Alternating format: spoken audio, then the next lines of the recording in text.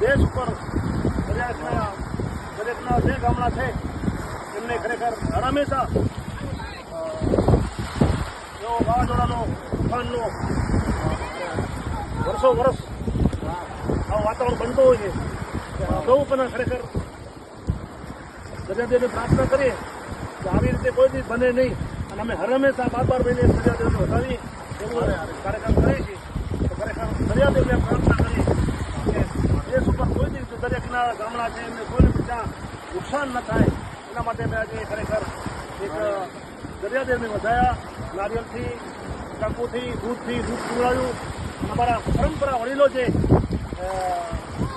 દરિયા કિનારામાં રહેતા માલધારીઓ, દૂધ માલધારીઓ અને માછીમારો જે લોધી છે એ ખરેખર પરંપરા વહેલાથી વર્ષોથી પહેલાં ત્યાં રહે છે. એમને પણ ખરેખર હજી સુધી સમજતું નથી કે કોઈથી લોકોમાં હાનિ થઈ. ખરેખર દરિયાદેવને પ્રાર્થના કરી છે કે હજી પણ કોઈ દિવસ કોઈને હાનિ થાય ને એવી ભગવાનને માણસોને પ્રાર્થના કરીએ, દરિયાદેવને પ્રાર્થના કરીએ કે આવું કોઈ સંજોગે કોઈ દિવસ આવો આકાશમાંથી આવે નહીં, ભારત દેશ ઉપર ના આવે એવી ભગવાન પાસે દરિયાદેવ પાસે પ્રાર્થના. કારણ કે અમારા વડીલો અગાઉ પણ ઘડીક રહી ગયા કોઈથી સંભળાય નહીં કોઈને કે આવો કાળ સુધી બન્યો. હજી પણ બને ને એવી ભગવાન આંકલ પાસે પ્રાર્થના, દરિયાદેવ પાસે પ્રાર્થના, ભગવાન પાસે પ્રાર્થના એવી ખરેખર કોઈ દિવસ પ્રાર્થના ન બને, વાવાઝોડા આવે નહીં, તૂફાન ના આવે એવી ભગવાન પાસે ખરેખર કહીએ. કારણ આપણે પણ ગલતી છે આપણી.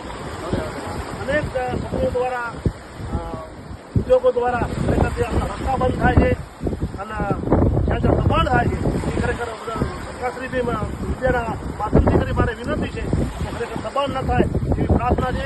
કારણ કે જો છતનું જો કારણ જોઈએ, છત જો જોઈએ તો ખરેખર આજ જે સપયોગ છે સમુદ્રમાં જ છે, બીજે ક્યાંય નથી. બધે કબજો કે બહાર કરી ગયો, વાયરો જોશે કબજો કે, પણ દરિયાદેવમાં એવી સુખ છે ત્યાં પણ તેને કલયુગનો હજી વાયરો નથી આવ્યો. ખરેખર કબજો જોવો તો દરિયાગીરમાં છે.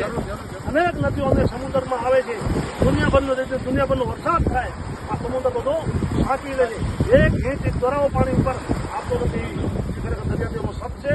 સપ જો હોય તો દરિયામાં આવજો એવી ભારતીય જહાજ પ્રાર્થના કરી છે.